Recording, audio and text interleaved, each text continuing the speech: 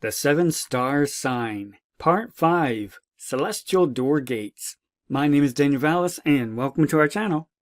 Praise the Lord, there is so much going on right now that the Lord has given us wisdom about and showing us a whole bevy of celestial signs all relating to the seven stars, Pleiades, and how it ties in with the last book of the Bible, Revelation, the last page even of the Bible, the bright and morning star, the root and offspring of David, the star Bethlehem signs, the entire celestial learning journey that the Lord has brought us on since 2015. There is so much coming together right now, and praise the Lord, almost every single day He's given me more to think about and just more pictures, a lot coming together. And so praise the Lord, this video is just trying to show you some more of the exciting celestial time. We have so much reason to look up, lift up our heads, and see the reality of Scripture, the promises, what Christ told us to look for from the beginning of the New Testament to the end of the New Testament. We see the reality when we can also see His presence by His guiding us along this learning journey, the wisdom He's given us and showing us so many different nuggets and the direction and working in our lives. There is so much that we see, not just celestial signs and astronomy things and morbid curiosity tidbits like that. No, we see the hand of the Lord who has directed this celestial learning journey for the past several years, going back to 2015, even 2012, as we're going to look at today. There is so much that fills me with exceeding great joy because I'm not seeing astronomy. I'm not seeing just signs. Like the wise men, I'm seeing significant signs that are significant to me because I've been on a journey. The Lord has shown us these celestial signs. It's His personal interaction, His personal guiding on these steps that we've taken along this journey that give weight to the words and the speech and the handiwork that we see and hear that the heavens declare. And so I want to share with you some of that. I hope you have been with us and learning and reviewing the last few videos because it all ties together. There are multiple things that are building right now, important pictures, so don't forget it. But it's also a conclusion. And especially because it's going from the book of Matthew, the first page, all the way to the book of Revelation and to the end of the book of Revelation, the whole celestial signs should also tell you that things are being reviewed. You need to review what has been said up till that point, what our Lord has said. We need to make sure we're keeping and holding fast to what He has said, the instructions that are going to be so very important at the very end of the journey. And this is where we are right now, so we should be sobered, but also excited by what we see, but more so sobered, making sure we are watching and praying always, ready to stand before the Son of Man, because this is our great expectation, especially as we see that He's nigh, even at the doors, with everything that He is showing us right now, the reality of Scripture on the celestial clock. So again, definitely download the timeline. There are links in the description box. There's a lot of current events that are still building. Let's dive in and just look at that super quick. Again, we don't have a lot of time to go over the important and many of the details how they tie together. You could do a whole talk and video about that. But definitely, if you've been watching the nuclear warnings and the drills and the escalation that has been going on with Ukraine, and just a lot of talk recently about how there's more and more countries, NATO and the U.S., talking about the long-range weapons should be used inside Russia. So they're talking about firing longer-range missiles and drones inside Russia. Well, at the same time, there are attacks going on Russia's nuclear radar facilities that part of their early warning system against nuclear missile attack. And so you could see how certain actions that are being pushed right now could also be misinterpreted in the future, particularly with the degraded early warning system. And there are different assumptions that Russia could have. You could easily see how things are going in a very predictable way toward a plausible scenario that is leaning towards sudden destruction. And that's what Scripture tells us, remember? When you hear them talking about peace and safety, what's coming? Sudden destruction, which really fits the bill for nuclear war of some type. We don't know. Their details aren't given in Scripture, but just the idea that there's going to be sudden destruction coming. And you will hear a pre-warning when the Son talk about peace and safety. And they're talking about peace and safety because the peace and safety is threatened. The world has been humming along quite fine up until this point, but when Russia invaded Ukraine in 2022, that really put out a whole bevy of peace and safety calls, as we covered in the UN Security Council. And we continue to see those warnings, particularly with what's going on in the Middle East right now. And just going back a few days with the Iranian president dead and some semi-circumstantial evidence and suspicious activity with that. And then all the talk of the courts going on right now in the context of what we see with the judge of all the earth, the King of righteousness. There's a lot that's building that's also building toward a clash in the Middle East, because you're seeing a shakeup of Iran, Egypt, Syria, a unifying also with Russia. And so you can also see how that's playing into possible conflicts and butting of heads with Israel and the U.S. as well, who's Israel's ally at the moment and a strategic supplier of weapons with their Gaza massacre. So there's a lot that you can see a conflict is brewing, because the world, the East and West are at loggerheads right now. But also with this nuclear threat that is ongoing right now, and even just today, Medvedev warned about the possibility of miscalculation, and he warned that Moscow's nuclear threats over Ukraine are no bluff. And so this should catch our attention when Scripture tells us that the cause of peace and safety mean that sudden destruction is coming. And the book of Revelation, chapter 17, verse 13, tells us that these are of one mind, those who are working and orchestrating to bring the Antichrist to power. So what we are seeing with the sudden destruction, the children of darkness, they are working toward the sudden destruction. It's scripted. Everything you see with these calls about war and with Russia and Ukraine and NATO and the EU, the leaders of that are all on the same page. They're following a script. It is all scripted. And that's what Paul was saying. When you hear them say this, they know what's coming, because they wrote the script for it. And they're also going to be enabling the sudden destruction when it comes too. So this is also important that you study this and just look at the way the trends are going and building toward a plausible scenario of sudden destruction when we also look at the celestial signs. We're going to look at that in depth today too. But again, remember, the enemy is scripting their sudden destruction, which means all these events that are going on down here, particularly with the courts, and which are also building toward possible UN Security Council intervention in different regions. You see that potential growing day by day, and then also the nuclear warnings. All these events are scripted. There are cue cards. They aren't just randomly timing these events. They are timed to something so that all the dominoes fall into place at a certain time on apparently the celestial clock, which is what we are told to look for. Remember, look up, lift up your heads when you see these things begin to come to pass. And the enemy is aware of a celestial story, what is declared by the heavens too, and we can tell that they are watching primarily with interest what is happening with Jupiter, the king planet, the judge of righteousness, the king of righteousness. And so we see that particular theme also exemplified since Jupiter was in Aries, because Scripture, the last book of the Bible, tells us that the Lamb is the one who's going to be opening the book, and he is also holding the 7 stars. So the 7 stars are important part of the scroll seals that are going to be opened, which are involved with the sudden destruction. World War III, the opening of the first 4 seals, the 4 horsemen of the apocalypse. Who's scripting that? That's the children of darkness, and we can see those events building now, also tied with what is the celestial clock declaring? What is the words? What's the speech? What's the handiwork showing? What's the choreography showing? It's showing us that the Lamb is about to open the book, and it's particularly very detailed, echoing the last book of the Bible and the last page of the Bible, where he repeatedly tells us, I'm coming quickly. The same one who's going to be opening the book. So that leads us to understand that the enemy has some type of understanding. The children of darkness have some type of understanding that there is going to be a time on the celestial clock where all the pictures come so tightly together that they can cue up their world events with a sudden destruction leading right up to the threshold, right up to the doors of it, so that when the sudden destruction happens, when the rapture happens, it's all happening simultaneously, and the one is a plausible scenario and excuse for the other. Apparently part of the great deception that is coming too. So again, we take both of these hand in hand. That's why we are studying them both, and that's why Paul says you need to keep an eye on the children of darkness when they say this, because that is also related to when your Lord is coming as a thief.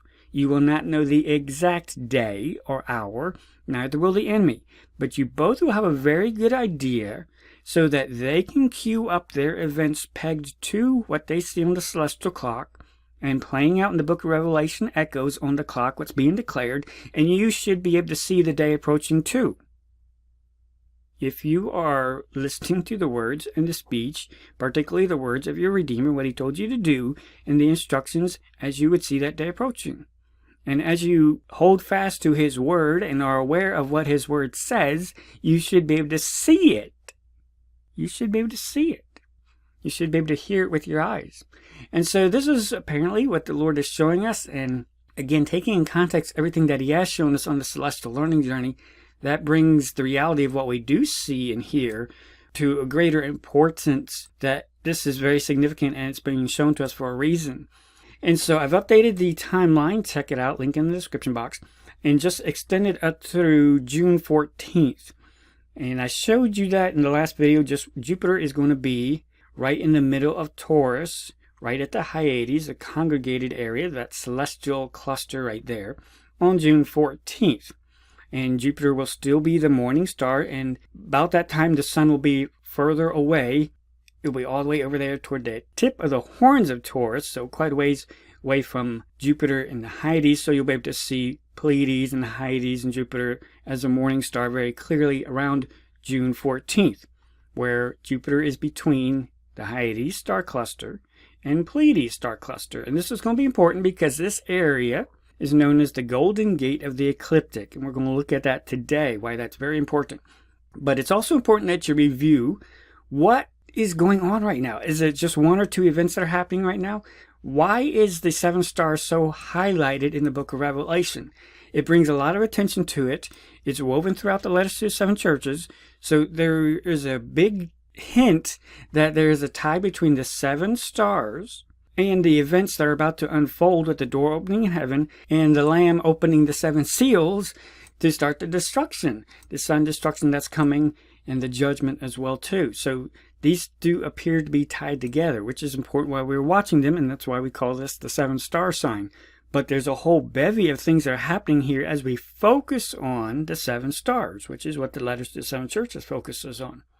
But let's review again here. Just on May 18th, that is when the sun and Jupiter were in conjunction. The king planet with the sun as a bridegroom. And remember, the sun is moving toward the left. So it's moving through this whole area where all these pictures are with Pleiades, the seven stars, and the Hyades, which resembles the congregated, which is also a picture we see in Revelation 4 before the throne. There's a whole congregation of people right there too.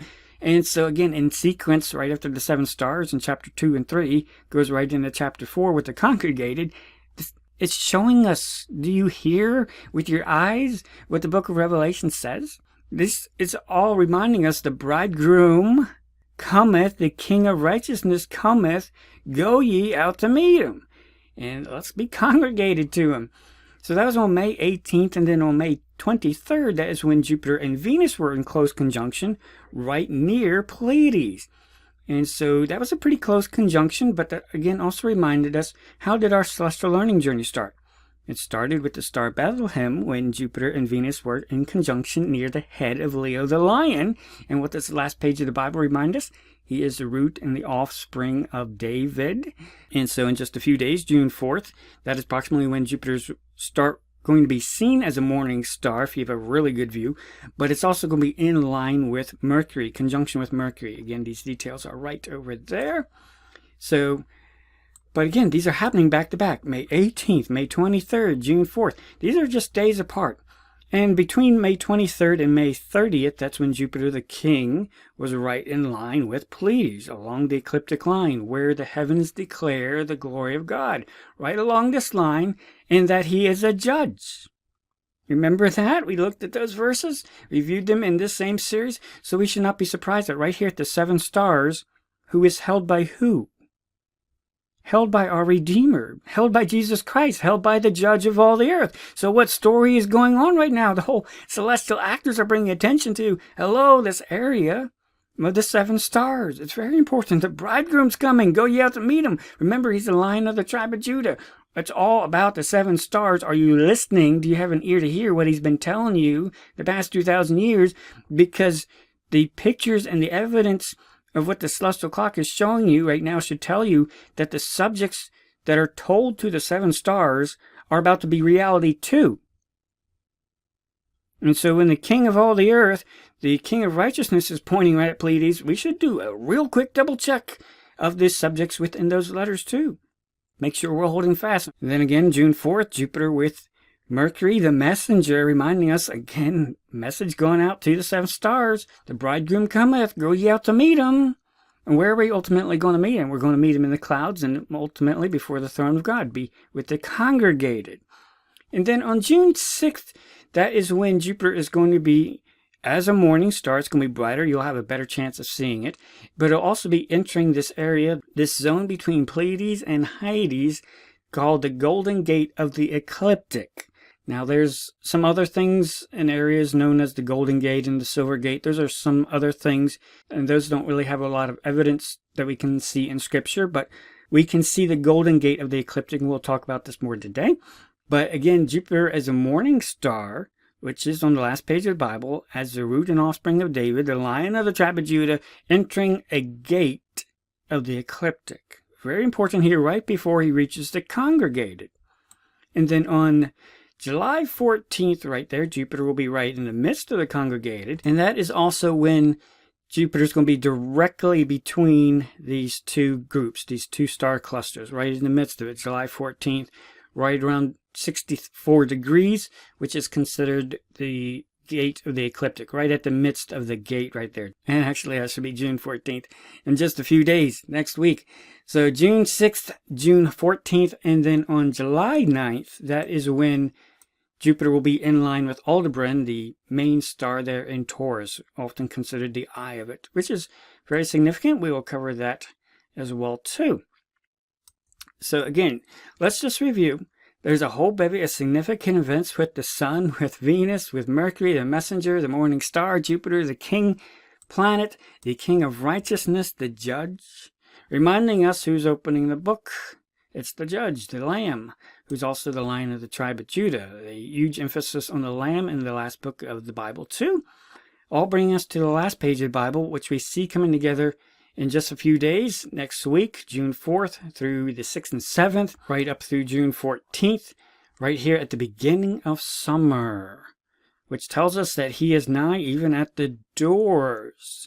And how is that very important with the pictures we see coming together right now? Again, always keep in mind what has Scripture told us, what has the Lord shown us and reviewed for us, going from the first book of the Bible, Matthew, all the way to the last book of the Bible, in the emphasis in the letters to the 7 churches, with the 7 stars, Pleiades, also the door opening in heaven, and then also the king on the last page reminding us how the journey started, the root and offspring of David.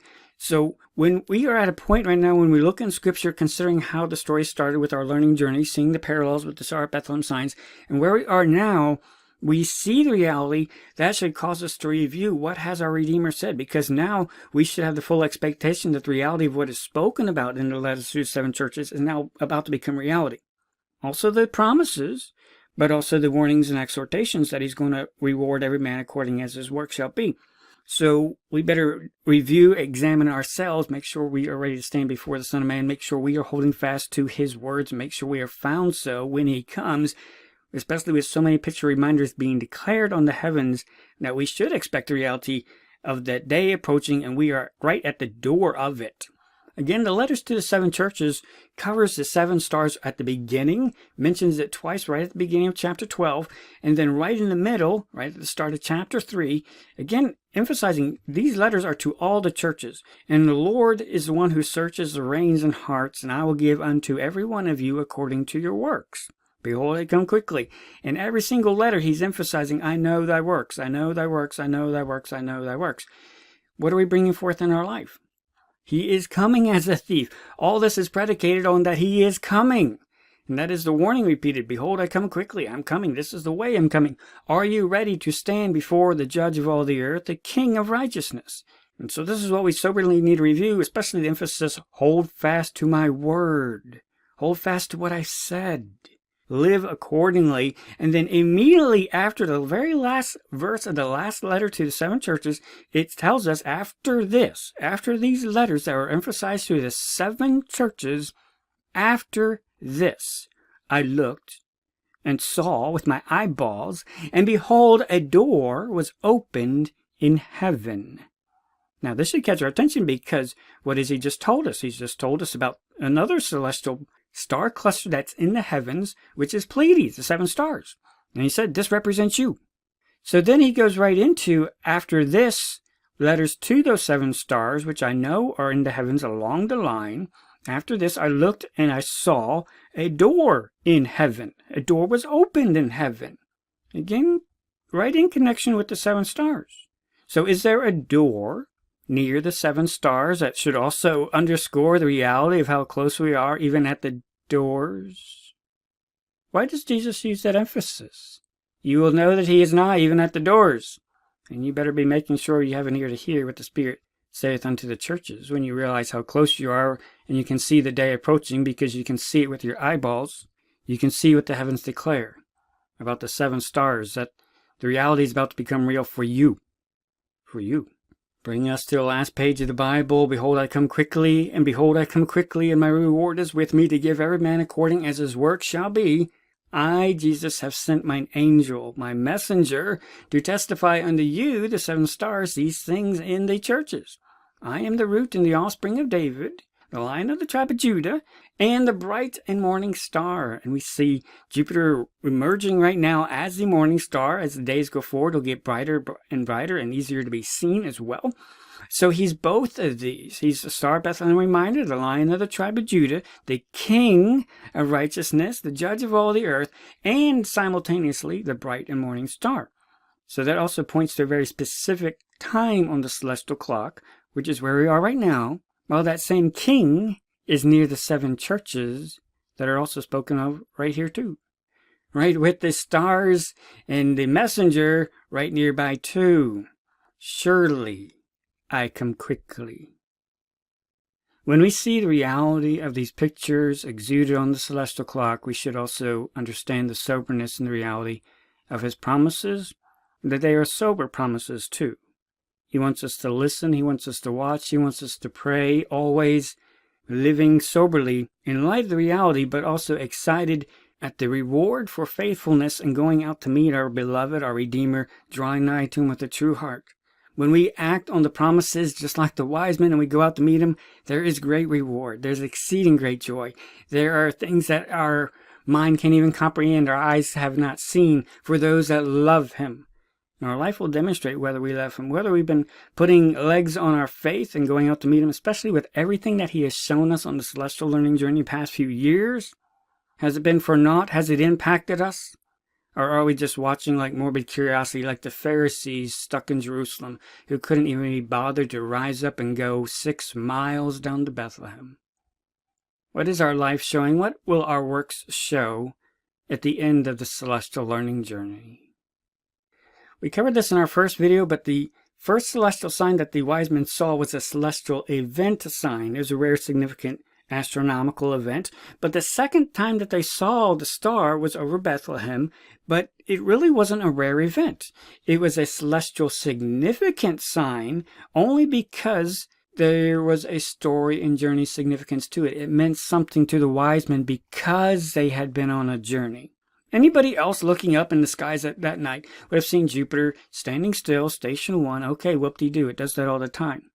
But for the wise men, from their perspective, where they were on the journey at that moment, the direction they were going, that was important. The direction they were going, the steps they had taken, that was important. If they were going the wrong direction, they would have missed it. They would have missed it. But the way they were going, it was directly right in front of them, right over Bethlehem. Right when they were on the way, taking the steps, about to go to the door of where the Messiah was, about to knock on that door and go through the door to meet the Messiah. And that's what filled them with exceeding great joy, was not the astronomical event. That was rather routine. But it was the lineup with them going forward, taking the steps obediently in faith on the promises and prophecy and everything that the Lord had shown them on their journey, bringing them right to the right place, giving them the right information. Right when they were steps away, they could go forward with exceeding great joy, even though when they saw that celestial sign, they weren't there yet, but they were almost there. They still had a few more steps to go, and we keep this in mind too. We see so much that the Lord is showing us now that is significant because of the journey.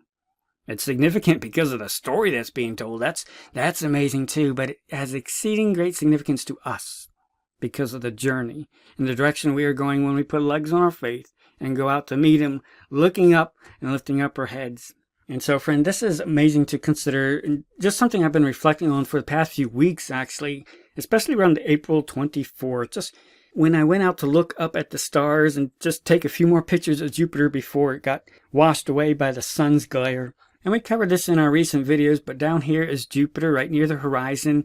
And because the sun was getting closer and closer, and Jupiter was on the left of the sun, that means it would be setting pretty soon, and you wouldn't be able to see Pleiades. You can't see it very well in this picture, but right here is Pleiades, the 7 stars, and right up here is Taurus, the head of Taurus. This is Hyades right here, the congregated, and right there's Aldebaran, the eye of Taurus.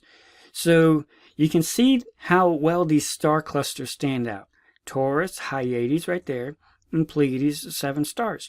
And Jupiter was approaching, going up through along the ecliptic, the line in the heavens, going this direction. And this is what we were watching. We knew it would be drawing close and passing the area of the 7 stars. Also knowing there was some significance to Hyades, the congregated, how that seems to fit in the picture too. This whole region, as the King of Righteousness is in this area, with these pictures that apparently are portrayed in the book of Revelation, there's a lot of significance of this 7 star sign that we should be watching, because it all relates and ties to what is about to happen with the churches and the warnings that were given to those churches. And so I've been watching and just chewing on a lot that the Lord has shown us recently, and just going out looking up, and just like the wise men when they got to Jerusalem, no doubt they had questions like, have we reached the end of the journey? Is there something we missed? Have we made the wrong choice on this journey? And so it does us good to go out and review and just ask the Lord for wisdom. And I've done that a lot, certainly along this learning journey, and the Lord has always been faithful to give wisdom when we get to the spot where the wisdom will make sense and the direction will make sense. And when He can tell us the direction we need to go and the steps we need to take and what we need to see. And when we have a heart that's ready to hear it too. And sometimes we just have to wait for the celestial clock to get to that area where it will chime out those pictures with the 7 stars and Hyades, the congregated, those pictures there, and things will start to click for us, just like things were clicking for the wise men at those last few miles, those last few steps, right before they met the Messiah. Again, it all goes back to Pleiades, 7 stars, and the story apparently revolves around that. And so as we are looking in this area, we should not be surprised that more pictures and the reality of what is described in the book of Revelation, primarily in chapter 2, 3, and 4, starts to become apparent that there's some really strong echoes in the reality in our world that we see today. And you also remember on April 24th, we took this picture because Orion really stands out in the night sky. And Jupiter was just about to set over here, you can see, and then Pleiades, the 7 stars, is over there, and Aldebaran, you can barely see, is right there, so that means the Hyades, that star cluster is there. So you have these 2 significant star clusters, the 7 stars, Jupiter, but then you can also see how well Orion stands out. The belt of Orion, Betelgeuse and Rigel, and then also Sirius over here. And we've talked and pointed out many times with astronomy, if you see Sirius and Orion, which is super easy to see, you just follow a mental line from Sirius across the belt, and that gives you a very good idea of the area you should be looking for Pleiades, the 7 stars. But take note that it also crosses the Hyades, the congregated, right in the head of Taurus. And Jupiter will be coming and crossing through this area. And so as I was looking up and just thinking about all these pictures, primarily Orion, the Lord was just reminding me, Orion is connected to the 7 stars. Because Scripture mentions this multiple times. And so where Orion is. You can see it very, very clearly. What does Orion have to do with the 7 stars? And why is this important right now as we see Jupiter approaching through this area of these star clusters? We can't see those areas because of the sun glare right now, but Jupiter is about to emerge as the morning star in this area between 2 important star clusters, which are right in line with Orion, which Scripture mentions. Right in line also with Sirius. So for anybody who goes out in the night sky, you don't have to know anything about astronomy, but it becomes real apparent, wow, those stars over there stand out. The average person can see Orion, no problem. It's so magnificent. And then also Sirius really stands out too. And so it doesn't take much to start seeing how these are in relation one to another. Primarily when you have a good clear night, the star clusters of Pleiades and Taurus, Hyades there really stand out too. They're real beautiful. Okay, here's a picture from 2021. November, right when the blood moon was right near Pleiades, the 7 stars. So I was able to get this beautiful picture. So I'm going to use this because this really helps you see Taurus and Hyades. Hyades is the star cluster right here, this V-shaped star cluster. And then, of course, Pleiades is the 7 stars there. But take note how there are significant star clusters, distinct star clusters you can tell are in certain areas. Right there, right here, and then obviously Orion stands out very brightly with the Belt of Orion, the Sword of Orion, Rigel, Betelgeuse, and then over here is Sirius. And again, you follow that along, and that points you in the right direction where you can generally find Pleiades, which is sometimes pretty faint, but Aldebaran with its stars also that stands out, so it also helps you guide you to that area as well too. But again, over the past few days, I've been looking and studying this picture because the Bible does mention Orion with the 7 stars. Job 9, which maketh Arcturus, Orion, and Pleiades, and the chambers of the south. When you look toward the south, the divisions, the south direction is where a lot of the ecliptic is clearly and best seen because of the way it rises up there, and that's where the wise men would have seen the star the second time over Bethlehem because they were heading south. So they would have seen the chambers along the line of the south. Really stood out. Cancel bind the sweet influences of Pleiades, or loose the bands of Orion. Seek him that maketh the 7 stars and Orion, and turneth the shadow of death into the morning, and maketh the day dark with night, that calleth for the waters of the sea, and poureth them out upon the face of the earth. The Lord is his name. Again, the mention of Orion and Pleiades, notice they're always paired up. 7 stars and Orion, 7 stars and Orion, 7 stars and Orion. And it's mentioned in Job, and Job is one of the oldest books in the Bible because Job was contemporary with Abraham. And so this understanding of these significant celestial star clusters, which are very distinct, really stand out, and very magnificent constellations and stars that stand out too, always paired together, Orion and the 7 stars. So this caught my attention. It's not mentioned in the book of Revelation, Orion. It just mentions the 7 stars. But there's a understanding just from the Old Testament leading up to that, and just if you've ever gone outside and looked at it, that yes, visually, this is paired with the 7 stars. Orion is paired with the 7 stars. And also, in some way, with Sirius as well. We've talked about that before as a possible morning star picture too, alluded to by Paul. But they all point in this direction of the 7 stars, connected with Orion. And so I was thinking just visually, again, this is the important reason why when Christ said, look up and lift up your heads, it's not enough just to look at astronomy programs on the computer or your phone, or even look at star charts. There is something that you will only see if you actually go outside, look at the stars, see them with your regular eyes.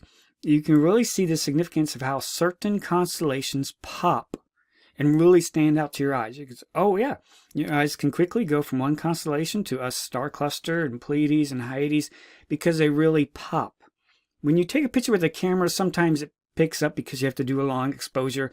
It really exposes and makes brighter some of the fainter background stars, and you really miss what your natural eye can see and how certain constellations pop.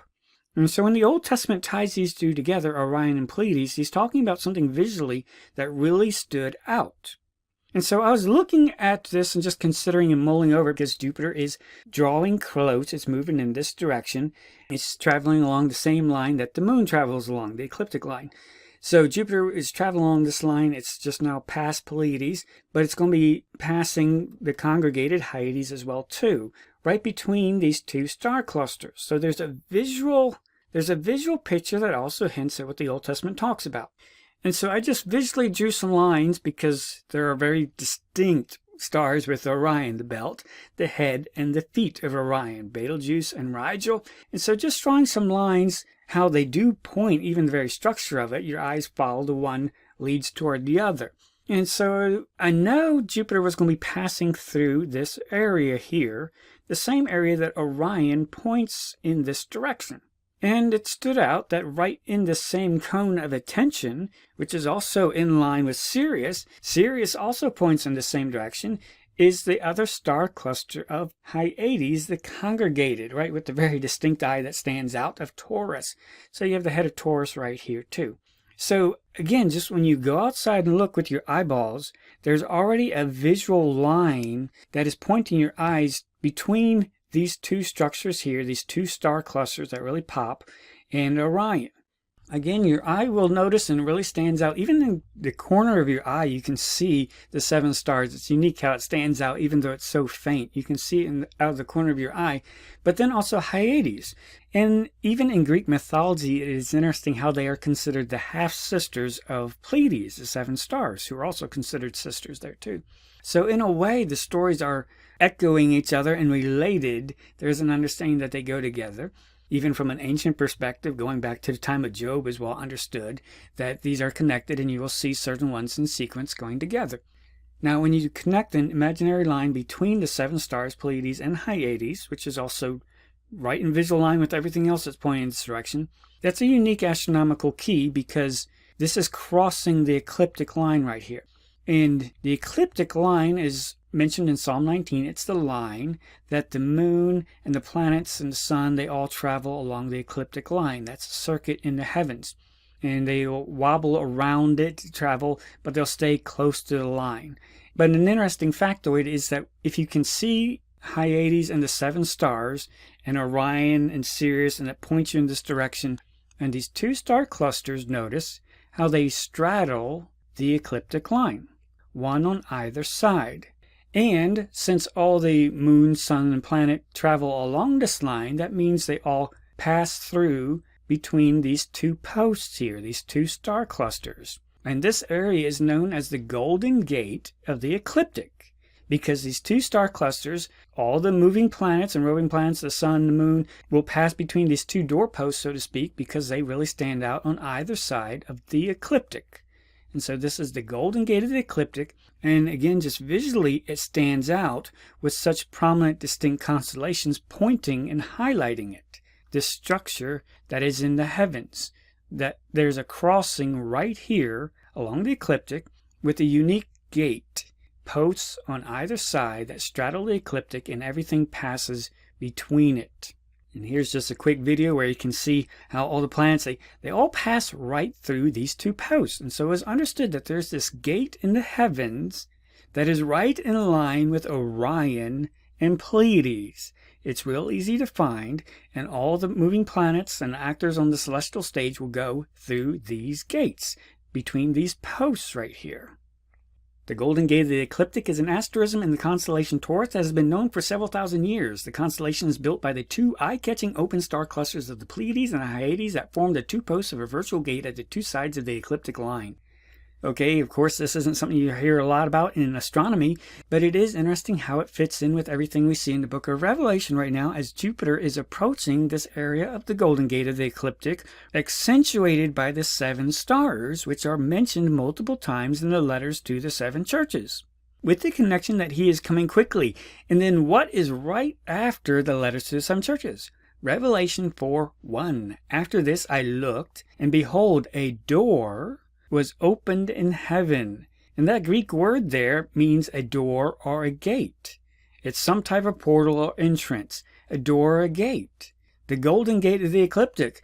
After this I looked with my eyeballs, and behold, a doorway, a gate, a portal. A gate was opened in heaven. Where is this picture? It's in heaven. That's where he's seeing this picture of some type of portal, a door, a gate. The Golden Gate of the ecliptic, and he mentions this right after this I looked. Right after what? Right after he's talking about the 7 stars, which is part of this gate and is part of this door that he sees in heaven. After this I looked, and behold, a door is right there. It's right where we're talking about this, where the messenger is sent to the 7 stars, the 7 churches. There's a door right there too, in heaven.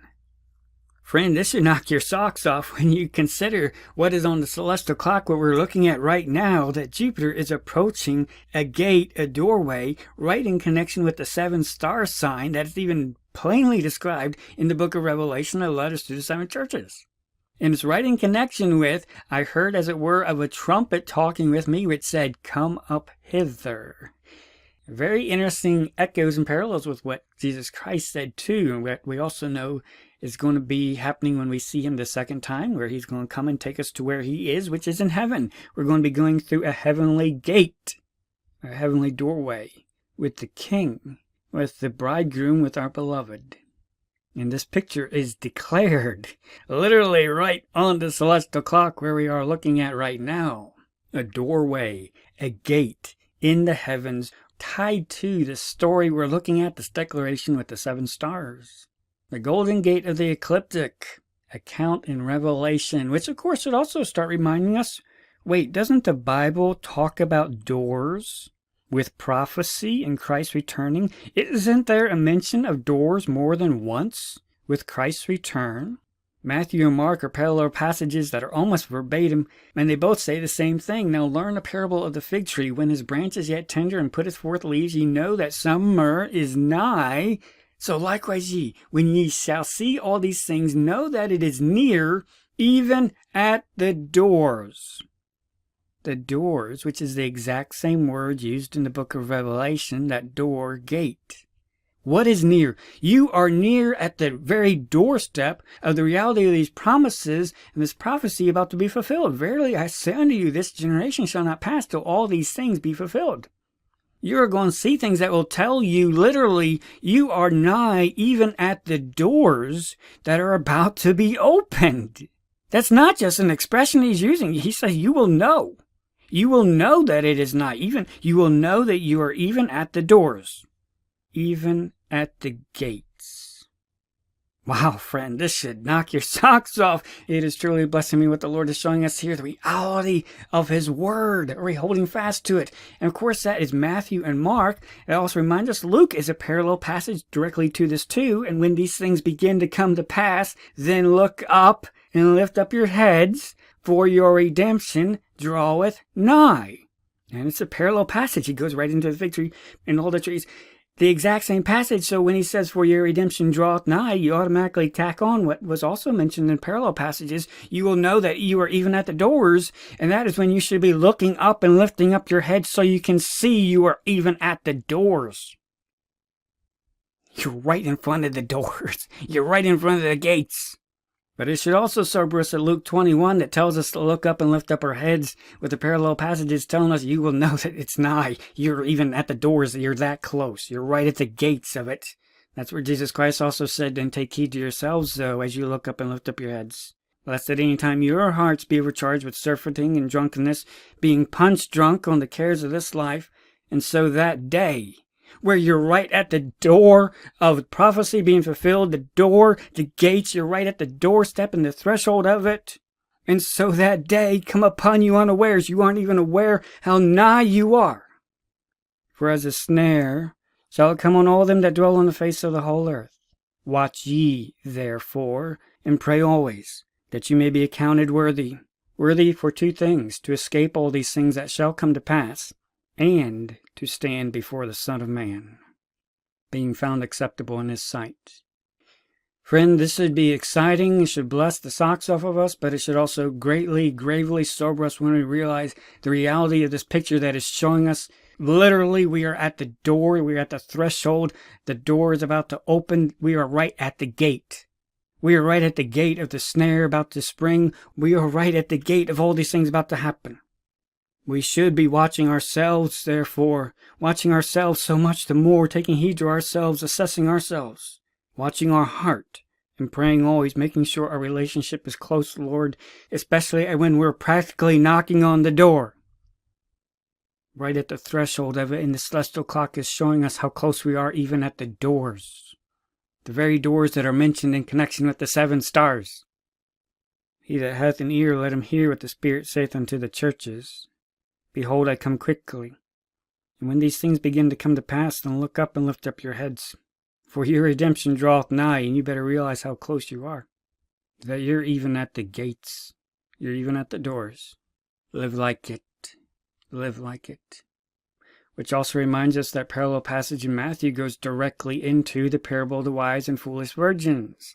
But the wise answered, saying, Not so, lest there not be enough for us and for you. But go ye rather to them that sell, and go and buy for yourselves. And while they went to buy, the bridegroom came, and they that were ready went in with him to the marriage, and the door, the gate, was shut. The exact same word. You will know you're at the doors. You will know you should be looking up and lifting up your heads. You're that close, for your redemption draweth nigh. If you are the wise virgins, the wise servants, you should know that the door is about to open. You should be shining bright when you know the door is about to open. You should be making yourself ready. You should be watching yourselves, therefore, taking heed to your hearts and praying always, so that your heart is ready, so your life is ready to stand before the Son of Man. Because that door is also about to close. The door is about to open, but it is also about to close. Definitely check out our PDF resource, 3 Parables of Wise and Faithful Servants. In that same passage, Matthew 25, the Lord goes directly from 3 back-to-back illustrations. The parable of the faithful servants, the parable of the 10 virgins, and the parable of the talents. All these, he's emphasizing, are to my servants, to the Christians. The parable of the 10 virgins is about Christians. You cannot buy salvation, you cannot buy the Holy Spirit, and God will never even remotely hint that you can do that. So when he does tell and use that picture of go and buy oil, he's not talking about salvation. He's talking about something else that will cost you. Just like he does in the book of Revelation, in the letters to the 7 churches, the last letter he tells Laodicea that they need to buy gold tried in the fire. Because that's the same message that they were not listening to in the parable of the 10 virgins. And the other parables that he was giving about how he wants to find us when he comes. Particularly when we know he's at the doors and he's right at the threshold of the gate. And we are too. So friends, this should sober us when we see so much of what Scripture tells us, what Jesus Christ himself said related to his coming. You should know how close you are. You should be able to see the day approaching. You should be living like it. Not foolishly living and going the other way with your heart and life. You should be making yourself ready, watching yourself and praying always so you are ready to go through the door and stand before the Son of Man as a wise and faithful servant. Is this what we're doing when we're right on the other side of the door? The other side of the door. Friend, these pictures stand out really clearly when we look up and lift up our heads, and the Lord is giving us wisdom here at these final steps. Just like the wise men, we put legs on our faith, we've gone forward, and the more that we have done so and demonstrated that we will draw nigh to our Lord, we want to examine ourselves, we want to cast off the works of darkness, we want to have a prayer life close with Him, we want to draw nigh to Him with a true heart. When we follow His instructions and keep and guard His word, we should not be surprised that He lovingly shows us more wisdom of where we are, how far away from the door we are. How beautiful the love of our Savior, the one who holds the 7 stars. Do we have an ear to hear? Do we have hands that hear? Do we have feet that hear? Does our life hear what our beloved is trying to tell us? Friend, definitely review the timeline. There is so much that our Father is showing us here at this late hour. Review the celestial signs. He's giving a great emphasis to the 7 stars, the sign of the 7 stars. So much attention by the sun, Venus, Mercury, the messenger, the bridegroom, the morning star, the Lion of the tribe of Judah, the King of righteousness, the judge. All happening right here at the 7 stars. Do you think that's coincidence? No. Are we paying attention? Do we have an ear to hear what the heavens declare? Or is this just morbid curiosity to us, so we even miss how close we are to the door? Standing right in front of it, and we don't even realize it. Do we see the reality of everything that He's trying to show us? Right here at the start, the summer of all times, the morning star rising. The exemplification of, behold, I come quickly. I am nigh, I'm closer than you think. He is that close. Are we living as though we know that sudden destruction is coming? Everything that He has also shown us in the geopolitical situation, those who are getting ready to hand power over to the beast, it's all coming together. And our Father has given us the wisdom and understanding when we look up, when we lift up our heads, when we gird up, when we brighten up, and we go out to meet our bridegroom, when we have an ear to hear that the bridegroom cometh. He's about to open the door. What are we doing? Friend, it is so amazing, as we've covered in this short series, just how the Lord started our celestial learning journey on June 30th, 2015 with the Star Bethlehem sign there at the head of Leo the Lion. And we've watched Jupiter go forward. We've seen the shallow sign when Jupiter circled the hind leg there of Leo, reminding us of Genesis 49:10. We saw Jupiter reenact the Revelation 12 sign, reminding us he was born of a virgin after he sprung out of Judah. He was offered on our behalf. His heel was bruised. The beautiful pictures he is about to release judgments against his adversary when he sat down at the right hand of the throne of God. And that is the next prophetic chapter that we are told we will see that day approaching when he will release those judgments. And also in connection with crowns, we need to guard our crown. And that is going to be very important when he comes. That subject will definitely come up. And we covered and looked at how he was our atonement sacrifice, and he is the one who pours out the living water. Our job to be fishers of men. The Lamb of God, very prominent in the book of Revelation. Now we're coming to a conclusion. We've looked at what the heavens have declared all along this journey, bringing us now to Taurus, the head of Taurus, but also right in this area, directly between Pleiades and Hyades. This gate that's right in this area. And Jupiter will be right smack between these two on June 14th. That's in just a couple days. That's how close to the door we are right now. Praise the Lord for all that he's showing us. But it is also sobering for me because there's a lot that tells me just personally, again like the wise men, what filled them with exceeding great joy was the significance of their journey. In the direction they were going, how the Lord gave them wisdom at the last steps. There were things that they learned experientially in the journey that they didn't learn from books back when they started the journey or from the celestial signs they saw. There were things that they learned when they got to the very last miles, when they were literally right at the door of about to meet the Messiah. They had to knock on the door. They had to go through the door. They had to go through the gate. And that was shortly after they saw the star a second time that filled them with exceeding great joy. We do not know the day or hour, but we know when we see that we're at the door, we know we should have the expectation that we only have a few more steps left. Just a few more steps. Are we making those steps count? Just like the wise men, we still have the responsibility to go forward those last few steps, just like the wise men. What are we doing here when we are seeing we are right at the door? It's sobering for me because this also, in a sense, underlines where we are on the celestial learning journey. Seeing the golden gate of the ecliptic, seeing this distinct celestial marker right here, which punctuates our celestial learning journey that goes all the way back to 2015. And you may remember that I've mentioned several times in different videos, that's when our YouTube channel started, and that's when our celestial learning journey started. But for me personally, my learning journey started back on August 12th, 2012. And so over the past few days, and really for longer than that too, but it's been really present the past few days, just reflecting on how the Lord led me on this learning journey prior to June 30th, 2015. What happened before Jupiter got to that point?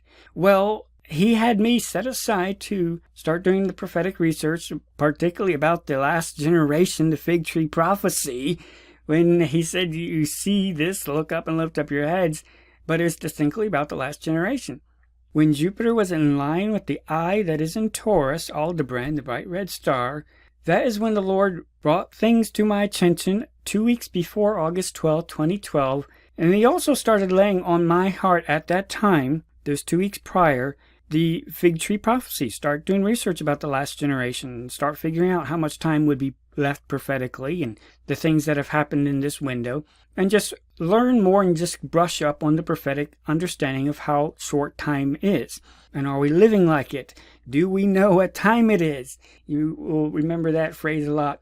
But it was shortly after Jupiter was right in line with Aldebaran, the chief star there in Taurus. That was the London 2012 Olympics. And you may remember that, a very occult and dark ceremony. We talk a lot about that in our video, the 2012 Clock Snare, in our time playlist. Definitely check that out. And you remember I've talked about it before, but on August 12th, 2012, 2 weeks after the Lord started my researching and understanding of the last generation, I was at somebody's house that day, and they were flipping through the channels, and it was the last day of the Olympics when they were having the closing ceremony with the phoenix and the cauldron. And for just less than 30 seconds, they happened to flip through right at that exact moment. And I knew the Olympics were going on, and they were occult and all that. But when I saw that particular emphasis of the phoenix and how I could tell that the occult knew that time was very important and they were having a very, very message-laden ceremony with the whole Olympics there too. So something very important to them was going on. That just resonated very strongly with me on August 12, 2012. 2 weeks after the Lord started having me study the last generation, the fig tree prophecy, and on that day, in my pocket, I even had a rough draft printed out of the timeline of the last generation and approximately how much time we had left. Understanding what time it was, the Lord really started impressing all that research, though, on July 29, 2012, 2 weeks before August 12, 2012. And that date was exactly when Jupiter, the king planet, was right in line with the chief star in Taurus, right with Aldebaran there, right exactly on the other side of the Golden Gate of the ecliptic. July 29, 2012 is when the Lord started me researching the last generation, the fig tree prophecy. And it was also on July 29, 2012, 2 weeks before August 12th, that the Lord started bringing some orange flags to my attention regarding some of the children there at that church I was going to. And that subject really came to a head on August 12th, 2012. And I got thrown under the bus for starting to ask some questions about it. And the Lord used that, though, to isolate me, just because thrown under the bus is extremely rough. But it really gave me time to research more the last generation prophecy, what was coming together, and start preparing a lot of the resources that we are still making available to you today about the last generation, fig tree prophecy, make yourselves ready, how we should be the wise and faithful servants. So much that the Lord started preparing from that moment with that research that started on July 29th, right there, and then August 12th, 2012, a few days later. And then from that point, Jupiter would be going to the left, coming around, and would be traveling through 2013, 2014, into the beginning of 2015 up to this point. And so the Lord was using over those short years to prepare the ministry, to prepare to look up and lift up your heads as you begin to see all these things begin to come to pass. He was preparing me. My learning journey, the journey the Lord started here at the Book Cherith, started on July 29, 2012 for me. And so just like the wise men, they were filled with exceeding great joy because they saw significance that nobody else could relate to. The Pharisees couldn't relate to it. Herod couldn't relate to it. They wouldn't be excited about seeing the star a second time, but the wise men were. Why? Because it was their journey. It was their journey that the Lord brought them on. So friends, when I look at what the Lord is showing me and showing us lately about the importance of the 7-star sign and everything that is important about this area, the Golden Gate, the Golden Door, the ecliptic, just consider that my journey started right on the other side of that door. And here we are coming around and then brought us to 2015, the Star of Bethlehem. That's when we really start looking up and lifting up our heads because of the fig tree prophecy, the last generation, which the Lord had me study right before that. Exactly right in line with everything that he said. Understanding we would know that he is nigh, even where? Even at the doors, even at the gates. Our celestial learning journey started in 2015. That's when we started our YouTube channel, just realizing there's a celestial story being declared. And we're going forward just like the wise men. And the Lord has brought us on an incredible learning journey, showing us and bringing us literally nigh, even at the doors. And Jupiter is going to be directly in the line between the Golden Gate of the ecliptic around June 14th, 2024, just a few days. Friend, I don't know the day or hour, I really don't. But I do know that the Lord has showed us an incredible celestial learning journey that only he could. And I know he has shown his hand so many times during this celestial learning journey, and at the Book Cherith, we've shown you so many times the Lord's hand at work. Invited you to be a part of it too. And so as I see everything coming full circle with how he started our learning journey, July 29, 2012, on the very same subject that tells us we will know, we should look up and that he will be nigh, even at the doors, and now we're going right back to the near same spot where the journey started on that same subject.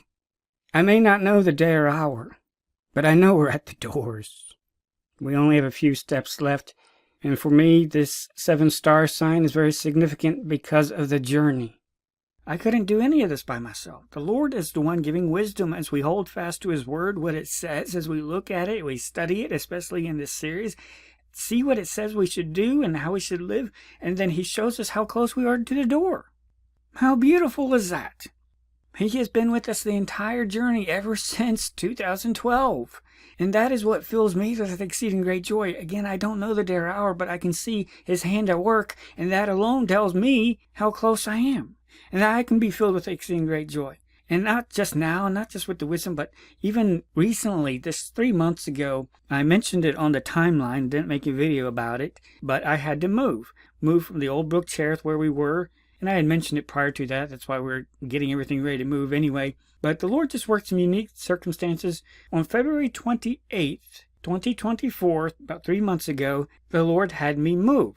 And he worked it out so beautifully in a way that only he could. It was downright miraculous. And it was in early December that I got news that my landlord was selling the property, finally selling it. They finally had a buyer. And so, of course, I had to get ready to move, and there was a lot involved with that, just packing and getting things ready to move and just cleaning up with the site a bit with that, too. There's a lot of details that were occupying my time, but I did not know where the Lord would have me go. And I really was not worried about it whatsoever. I was not worried about it, and that's one reason why I didn't even make a video about it, telling you that I was moving. Partly because whenever I've asked for help to uphold weary hands, the turnout has really been tragic, and it would be like talking to a brick wall anyway. I hate to say that, but I'm just being honest. And so that's one of the main reasons why I didn't even tell you I was moving, because it would serve no point.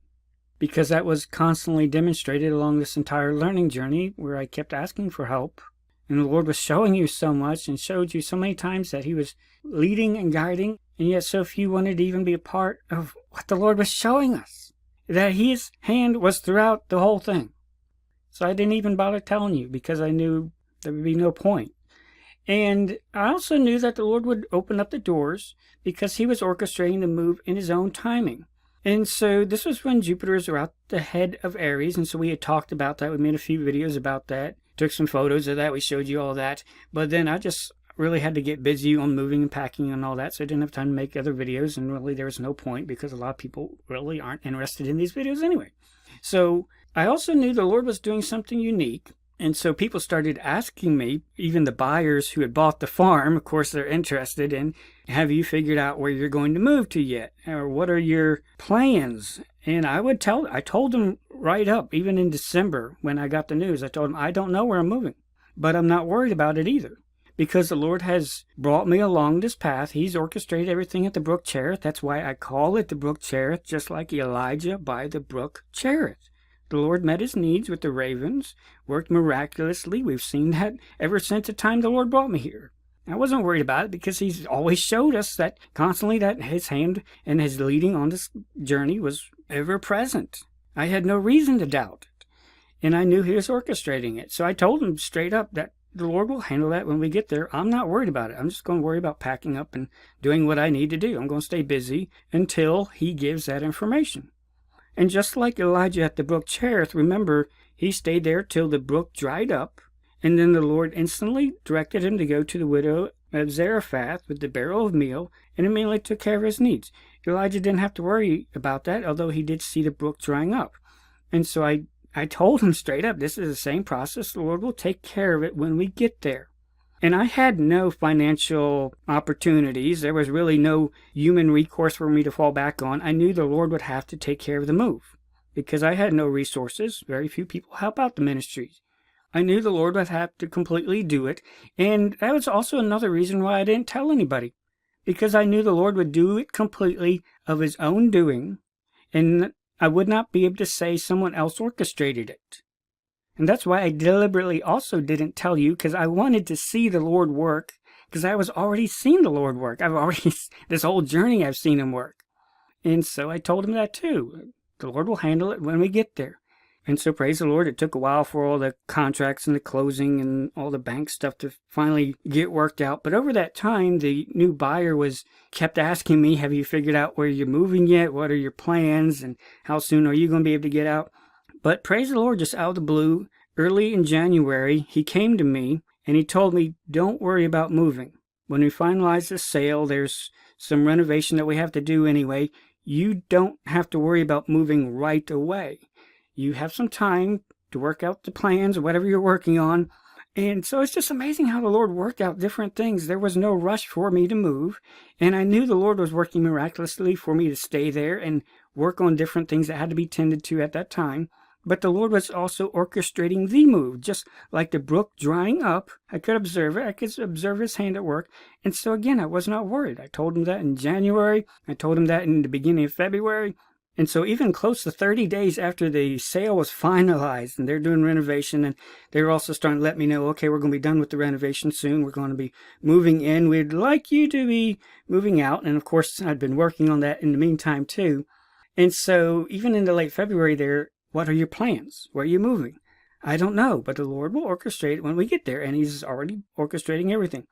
And so praise the Lord, the very last week of February 25th, 26th, the Lord worked miraculously, but I was not surprised. He worked out the provision and the way to move, and within 24 hours, he also opened up a door directly for a place to move. And so he took care of everything. I didn't have to address it. I didn't have to go search it out. The Lord worked it all out in his timing, just like Elijah at the brook Cherith. But one thing that really caught my attention was that where he had me move was literally to a road that has a water name. I'll just say that. Very reminiscent of the brook Cherith, the water brook Cherith. Where I moved has another name literally on the road related to water. But he also moved me within eyesight of this church where my journey started. That's crazy. Back in 2012, it took me about 25 minutes to drive to this church. That's how far away I lived. But the Lord miraculously, without me having to do anything, worked it out where I was able to move somewhere, and it's literally, I could walk to the church without breaking a sweat. That's how close I am to this church, where my journey started, right at the same time that the Lord is giving liberty for the 7-star sign videos showing us how close we are to the doors. Even at the doors. Right when he's also reminded me where my journey started, right at the same place. Why he set me aside back in 2012 for this purpose, for this journey, and he has been faithful the entire journey. Friends, there's a lot more I could say about just how the Lord worked amazingly and miraculously during those last days of just packing up what remained of the clinic. We had to sell off a bunch of it, just getting ready for the move and downsizing and recouping expenses what we could, and just to keep the lights on too. But just getting ready to move, just because I had to get all that stuff out of the way for the new owner anyway. Just so, as I was downsizing, just see how the Lord directed it. At the same time, he kept reassuring me, don't worry about where you're going to move. I'm going to take care of that, as I always have. And so I was able to pack up everything and just get it organized, and which was instrumental later. But one of the last things that I packed up was a pallet of all the resources that we had prepared for the Rapture Library, a lot of posters. And one of the final signs that I took down is literally after I was taking down my office and everything, literally one of the last things I was taking down was our dedication sign about Ebenezer, the stone of help. Hitherto hath the Lord helped us. And it was a very moving experience, just because when I was taking it down, the Lord, it was right at the same time, within hours of the Lord directing the final closing and provision and the moving, and just seeing his hands so beautifully at work. And there was a lot of questions I had and a lot of things I didn't know what the next step was going to look like. I knew the brook was drying up, but I knew I could go forward in faith on the one who had directed us and led us hitherto. Hitherto hath the Lord helped us. And the Lord just worked it in a beautiful way. On that last day, when I was packing it up and taking down the sign, just reminded of the learning journey. It didn't start in 2015. It started in 2012. On my learning journey. And then to see the Lord so miraculously work the transition and now bring me so close again. Literally, I can almost see the church from where I am now. That close. And just, he used it all to remind me that yes, hitherto, to this spot, the Lord has brought me. Hitherto to this point, the Lord is showing us the door. Hitherto to this point, the Lord is showing what is right in front of us. The 7 stars sign.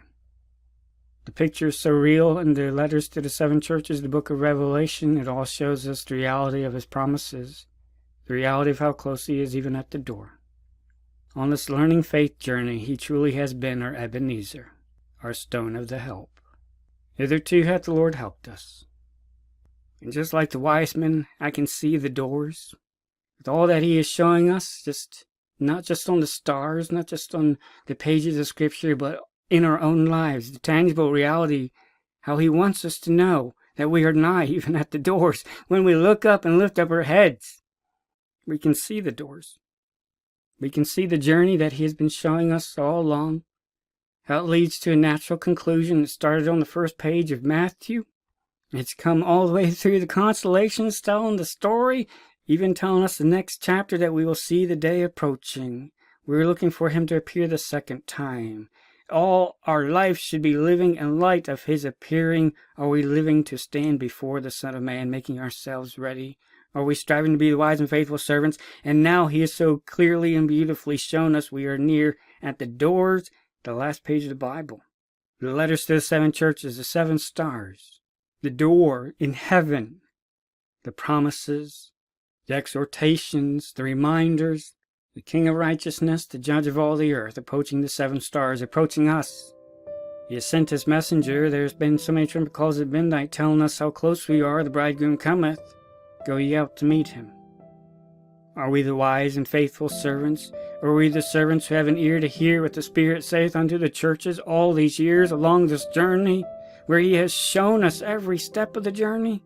Have we had an ear to hear it all? Have our hands heard it? Have our feet heard it? Has our life heard it? Behold, I come quickly. Behold, I come quickly, and my reward is with me to give every man according as his work shall be. I, Jesus, have sent mine angel to testify unto you these things in the churches, the 7 stars. I am the root and the offspring of David. That's how the story starts. It's how your journey started, the celestial learning journey, and also simultaneously the bright and morning star. That same star that is going through the door, seen in the heavens, right near the 7 stars, right near the churches. Are the churches going to follow him in? Are the wise and faithful servants going to follow him in? Rise up, trim up, brighten up, gird up, and go out to meet the bridegroom. Surely, I come quickly. Do we have an ear to hear all that our Redeemer has been trying to show us along this learning journey? Friends, I hope you have ears that will hear right now, and I hope you have hands that desire to hear, a heart and life that desires to hear, and that you are rising up and making yourself ready, seeing how close we are to the door. He is not even at the door. Are we making ourselves ready? Ready to stand before the Son of Man? Are we running for the prize? Are we pressing for the prize, drawing nigh to him with a true heart, watching ourselves, taking heed to ourselves, and praying always? Friend, the hour is late. We're at the door. We're at the gate. We're at the threshold, which means the door that is about to open is also about to close. Will we be found the wise and faithful servants, or will we be found the foolish servants going the other way? Here at this late hour, let's have an ear to hear what the Spirit says to the churches, the 7 stars, which are right on the doorstep of that gate. Let's be found trimming our lamps. Let's be found casting off the works of darkness. Let's be found casting off anything holding us back here at this late hour and going out to meet the bridegroom, hearing him, heeding and obeying him, loving him, and serving him first and highest above all else, holding fast to his words till he comes. Maranatha.